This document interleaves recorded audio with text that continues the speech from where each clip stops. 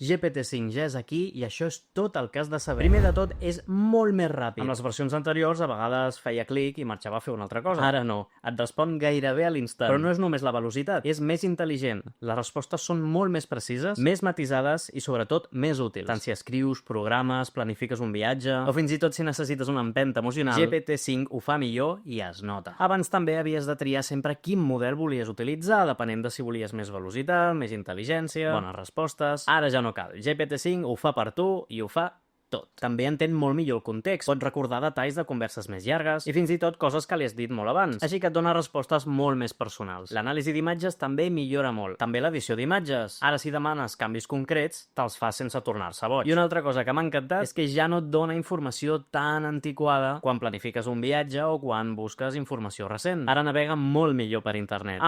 I és molt més simpàtic. Pots parlar-hi per veu, perquè de fet acaben d'ampliar els límits moltíssim. Ara a la versió gratuïta pots parlar durant hores amb ChatGPT i a la versió de pagament gairebé amb ús il·limitat. Et contesta millor i amb un to més natural. I fins i tot s'adapta al teu estil. I això no és tot. Aviat podràs connectar-hi el Gmail, el calendari, canviar l'estil del xat i fins i tot triar la personalitat de ChatGPT o crear-ne una de pròpia. Això és GPT-5 i el millor de tot és que està disponible per tothom, independentment de si pagues o no per ChatGPT. I si vols veure tot el que pot fer GPT-5 i treure-li el màxim profit, segueix-me i estigues atent a pròxims vídeos.